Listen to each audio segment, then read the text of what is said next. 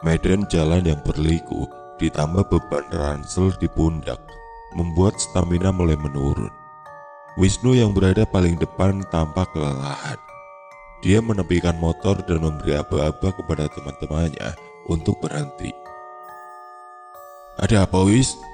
teriak Yuna bertanya. "Kita istirahat dulu, aku agak capek nih." Dengan isyarat Yuna memberitahu teman-temannya untuk menepi. Mereka semua memarkir motor masing-masing di sebuah toko kelontong di pinggir jalan. Toko itu lumayan komplit. Di belakang toko ada rumah Belanda yang sepertinya kosong. Mereka semua mampir ke warung untuk membeli bensin dan makanan ringan. Sekalian meminta izin untuk duduk beristirahat. Di belakang toko ada rumah kosong bergaya Belanda. Mungkin rumah itu memang peninggalan Belanda. Mereka semua mampir ke warung untuk membeli bensin dan makanan ringan, sekaligus duduk beristirahat. Tiba-tiba, cuaca berubah mendung. Angin juga tiba-tiba berubah kencang. Beberapa saat kemudian hujan turun dengan sangat deras, disertai petir yang menyambar. Suaranya menggelegar, memekakan telinga. Ketika petir mulai reda, tiba-tiba listrik padam. Mungkin ada salah satu kabel yang tersambar petir hingga sambungan terputus. Waktu baru menunjukkan pukul 4 sore, tetapi seolah waktu hampir maghrib. Matahari benar-benar sudah tidak terlihat karena langit masih tertutup mendung tebal. Padahal hujan deras sudah berlangsung cukup lama, ditambah listrik yang tiba-tiba padam. Selesai makan, mereka memutuskan untuk menunggu hujan reda. Sekalian bisa beristirahat lebih lama. Namun, hingga beberapa jam kemudian, hujan tidak juga reda. Pemilik warung meminta maaf karena dia mesti menutup warung dan pamit pulang. Pemilik warung khawatir terhadap anak istrinya jika tidak pulang terlambat. "Mohon maaf, saya mesti menutup warung dan pamit pulang. Kasihan anak istri saya, pasti khawatir. Biasanya juga saya langsung menutup warung begitu hujan turun. Cuma karena tadi ada adik-adik di sini, jadi saya menunggu hingga beberapa jam," ucap pemilik warung panjang lebar, tampak canggung. Sesudah warung ditutup, pemilik warung menyarankan untuk berteduh di rumah kosong di belakang warung. Mereka tidak memiliki pilihan, karena sekitar tempat itu hanya hutan belantara, sedangkan perkampungan terdekat masih 10 km lagi. Awalnya Angel menolak karena takut, tetapi Siska berhasil membujuknya. Dengan sangat terpaksa, akhirnya mereka berteduh di rumah kosong di belakang warung. Rumah itu tampak mengerikan karena tidak terurus. Selain kotor, rumput liar juga tumbuh dengan subur memenuhi halaman. Sebagian mulai merambat ke dinding bangunan. Tampak tidak adanya penerangan membuat rumah itu semakin seram. Rumah itu bergaya Belanda, mungkin memang peninggalan Belanda. Memiliki teras depan yang cukup luas, sedang pintunya sudah tidak ada, hilang dimakan usia. Jendela terbuat dari kaca, dilapisi gawang kayu, sebagian kayunya sudah dimakan rayap. Begitu memasuki teras, bau busuk tercium menusuk hidung. Mereka membersihkan lantai yang kotor dengan tangan mereka. Setelah dirasa cukup, mereka pun duduk di teras menunggu hujan reda. Jam demi jam terus berlalu, hujan masih saja deras. Begitu juga petir masih sesekali menyambar, menimbulkan kilatan cahaya. Rasa lelah mulai menyelimuti mereka, kantuk pun mulai datang. Meski hawa sangat dingin, satu persatu mereka tertidur karena kelelahan, hingga tidak ada satupun yang terjaga. Prak! Suara kaca jendela yang pecah membangunkan Siska, Wisnu, Chelsea, dan Angel. Mereka saling berpandangan sambil mengerjapkan mata, berusaha mengumpulkan kesadaran. Hujan telah reda. Wisnu merogoh saku celana mengeluarkan benda pipi. Matanya memperhatikan layar gawainya. Waktu menunjukkan pukul 2 dini hari. Wisnu mengarahkan lampu bliknya ke segala arah. Pada saat itulah Wisnu menyadari bahwa Yuna, Putri dan Angga tidak ada di antara mereka. "Kalian ada yang melihat Yuna, Putri dan Angga enggak?" Rupanya teman-temannya juga baru menyadari bahwa ketiga temannya tidak ada. Serempak mereka menggeleng.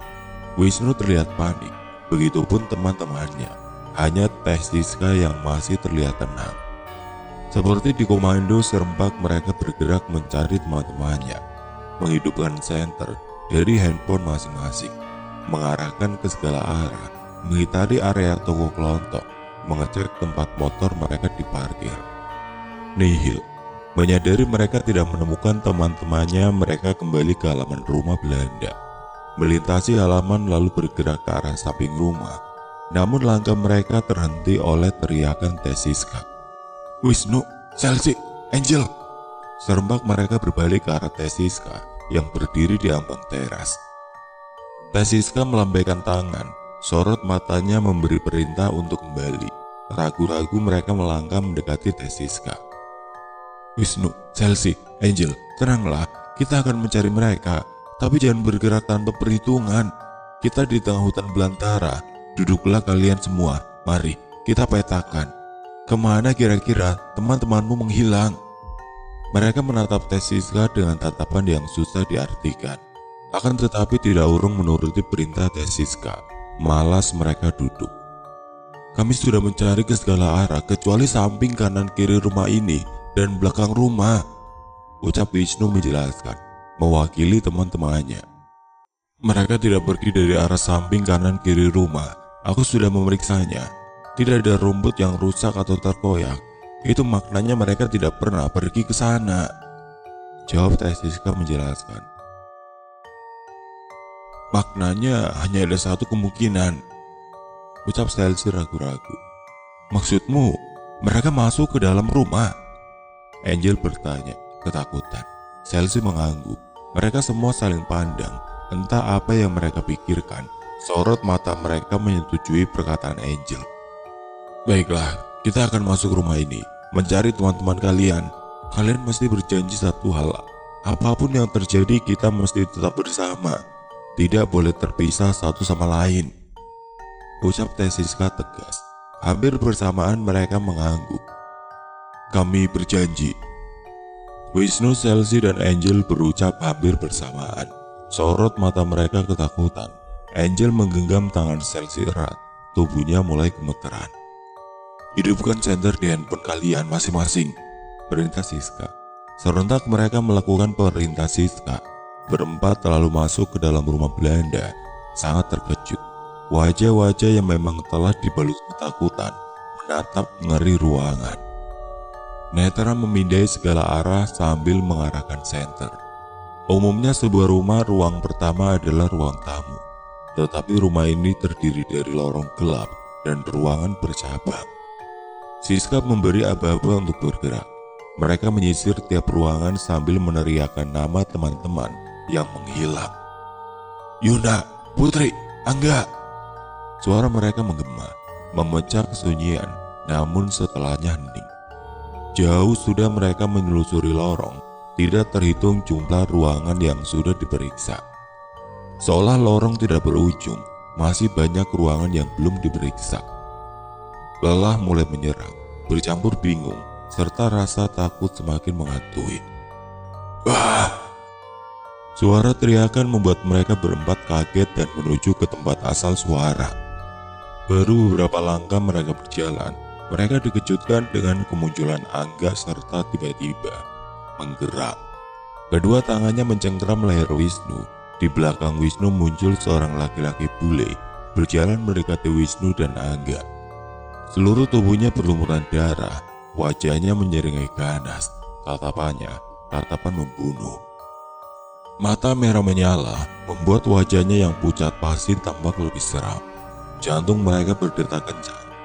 Nafas semakin sesak, kepala pusing, perut terasa mual, menyaksikan laki-laki bule serta tingkah Angga yang berusaha membunuh Wisnu. Angga mencengkeram leher Wisnu lebih kuat, mencekiknya. Angga benar-benar ingin membunuh Wisnu. Wisnu berusaha melepas cengkeraman Angga, tapi sia-sia. Tenaganya kalah jauh. Sementara langkah kaki lelaki bule semakin dekat dengan Wisnu dan Angga. Beberapa saat kemudian Angel pingsan. Siska yang melihat sepupunya pingsan berusaha keras melafalkan doa-doa di dalam hati. Siska berhasil bergerak dan bersuara, terus melafalkan doa-doa. Gemeteran tangan Siska merogoh saku celana, mengeluarkan sesuatu dari saku celana sambil terus melafalkan doa, lalu melemparkan benda itu ke arah lelaki bule. Beberapa detik kemudian lelaki bule berteriak pilu. Perlahan wujudnya berubah jadi asap hitam, kemudian perlahan menghilang tanpa bekas. Sesuatu terjatuh ke lantai begitu lelaki bule itu lenyap tidak berbekas. Sepertinya besi yang beradu dengan lantai. Chelsea mengarahkan senter handphone ke arah asal suara.